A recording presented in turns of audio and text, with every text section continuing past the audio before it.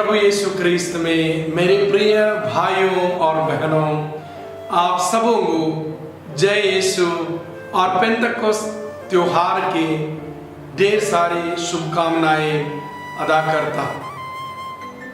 आज पेंतकोस्त का त्योहार है, पवित्र आत्मा का पर्व है। कितना सुंदर दिन है। 50 दिन के वचन सीखने के यह तीर्थ यात्रा आज पेंतकोस्त पर्व तक पहुंच गया है। सबसे पहले मैं आप सबों को धन्यवाद देता हूं क्योंकि आपने मेरे साथ इस यात्रा में शामिल हुए और पवित्र आत्मा के बारे में सीखकर यीशु मसीह की महिमा के लिए पवित्र आत्मा को ग्रहण करने के लिए अपने आप को तैयार किए। पेंतकोस्त के दिन क्या हुआ था, इसको हम वचन से पढ़कर सुनेंगे। जब पेंतकोस्त का पर्व का दिन आया और सब शिष्य एक स्थान पर इकट्ठे थे, तो अचानक बड़ी आंधी के झोंके जैसी आवाज आकाश से सुनाई पड़ी और सारा घर जहां वे बैठे हुए थे गूंज उठा। उन्हें एक प्रकार की आग दिखाई पड़ी जो जीभों में विभाजित होकर उनमें से हर एक के ऊपर आकर ठहर गई। वे सब पवित्र आत्मा से परिपूर्ण हो गए और जो वाणी का वरदान पवित्र आत्मा ने उन्हें दिया उसके अनुसार भिन्न भिन्न भाषाओं में बोलने लगे। पेंतकोस्त का अर्थ ही 50वां दिन है।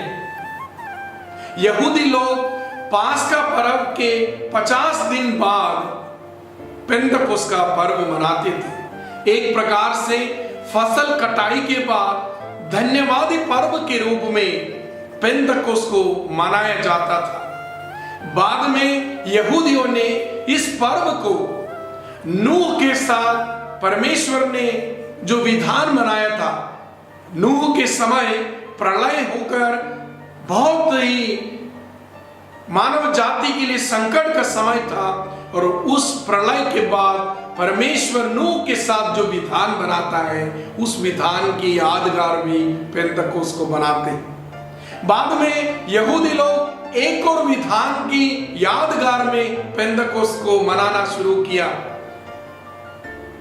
मिस्र देश से निकलने के बाद 50वें दिन में सिनाई पहाड़ पर प्रभु परमेश्वर नबी मूसा के साथ एक विधान बनाते हैं। उस विधान की यादगार में भी पेंतकोस्त को मनाना शुरू किया।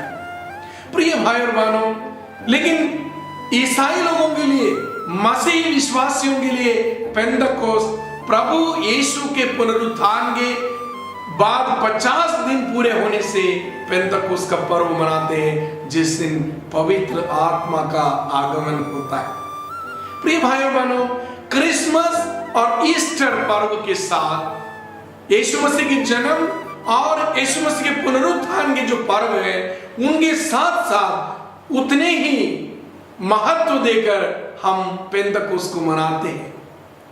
क्रिसमस के दिन, ख्रिस्त जयंती के दिन यीशु मसीह शारीरिक रूप से इस धरती पर जन्म लिया, तो पेंतकोस्त के दिन यीशु मसीह की मिस्टिकल बॉडी, रहस्यात्मक शरीर यानी कलीसिया का जन्म हुआ।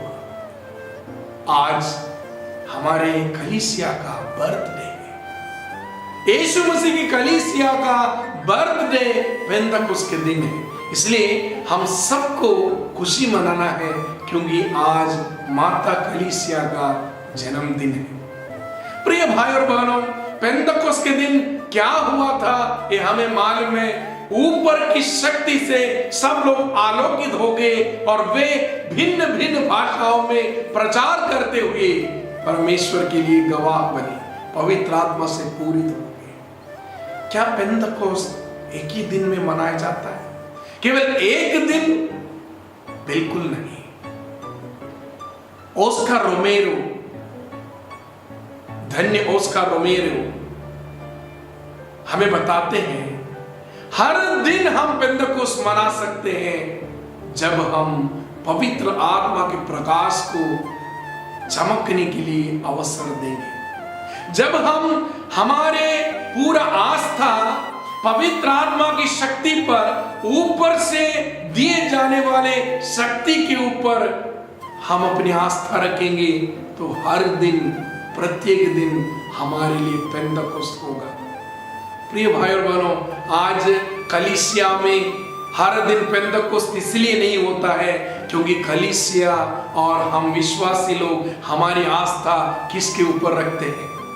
यीशु मसीह ने कहा, जब तक ऊपर से शक्ति तुमको आलोकित नहीं करता, तुम ऊपर से शक्ति प्राप्त नहीं करोगे, तुम्हें शहर को छोड़कर नहीं जाना है, तुम्हें कोई कार्य करने के लिए निकलना ही नहीं है। अगर तुम कलीसिया में, चर्च में, विश्वास जीवन में कुछ भी प्रभु के लिए करना चाहते हो तो सर्वप्रथम पवित्र आत्मा को स्वीकार करके पवित्र आत्मा से परिपूर्ण होना है। नहीं तो क्या होता है, कलीसिया बहुत बड़े ईंटों का, पत्थरों का, संस्थाओं का, धन का कलीसिया बनेंगे। आत्माओं को जीतने वाला, प्रभु के लिए गवाह बनने वाला, प्रभु के प्रेम को दिखाने वाला चर्च, कलीसिया नहीं बन पाएंगे। आज भी हम देख सकते हैं, इस लॉकडाउन के समय को देखो, बहुत सारे धर्म प्रांतों में, संस्थाओं में बहुत बड़े बड़े मीटिंग किए। क्या के बारे में? धन के बारे में, किस प्रकार हम अभी आगे बढ़ाएंगे, हमारे कार्यों को कैसे करेंगे।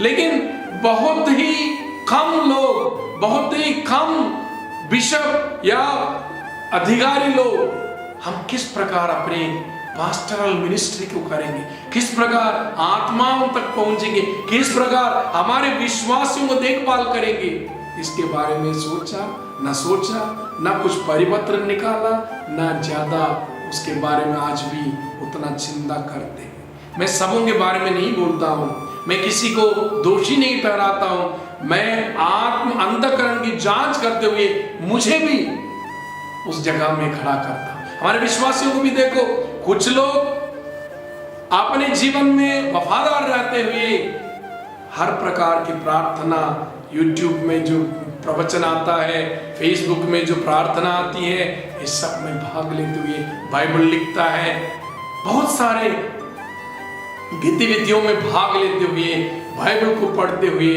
बहुत प्रकार के आत्मिक उन्नति में लगे रहते हैं। लेकिन प्रिय भाई और बहनों, अगर हर दिन आपको पेंतकोस्त मनाना है तो आपको क्या बनना पड़ेगा? पवित्र आत्मा से परिपूर्ण बनना पड़ेगा। महान फुलटन जेशी ने कहा था, Though we are a chosen people of God in the church, we have become frozen people of God. We are chosen people of God, but we act as if we were the frozen people of God. हम चुने हुई प्रजा है, लेकिन हमारे कार्यों को देखने से ऐसा लगता है हम बर्फ जैसे जमे हुए लोग हैं। आइए इस पेंतकोस्त का पर्व हमारे दिल को खोले। पवित्र आत्मा हमारे अंदर है, उस आत्मा को बुलाइए। आइए प्रार्थना करें। सर्वशक्तिमान पिता परमेश्वर, पेंतकोस्त के त्योहार के दिन हम आपकी आराधना करते हैं, धन्यवाद देते पिता इस त्योहार के लिए। हम आज आपके चरणों में आए प्रभु। जितने भाई बहन इस प्रवचन को सुन रहे, 50 दिन के इन प्रवचन में भाग ले रहे प्रभु, उन सबों को आशीष दे, उनके दिल को तू छू कर उन्हें हर प्रकार की कृपाओं से संपन्न कर प्रभु। उनके जीवन के हर कठिनाइयों को दूर कर, उनके जीवन को ऐसे आलोकित कर ताकि वे महती चमकती ज्योति जैसे दूसरों के सामने चमके और आपकी गवाह बने। धन्यवाद देते प्रभु, आनंद और शांति के दाता। हम प्रार्थना करते हैं हमारे परिवारों के लिए, हमारे प्रियजनों के लिए, सबों को आशीर्वाद दीजिए प्रभु। आज पवित्र आत्मा से फिर से अभिषेक कीजिए, हम हर एक व्यक्ति के ऊपर अभिषेक कीजिए। सारे आदर आपको देते हैं, धन्यवाद के साथ ये प्रार्थना मांगते हैं पिता, पुत्र और पवित्र आत्मा सर्वदा। आमीन।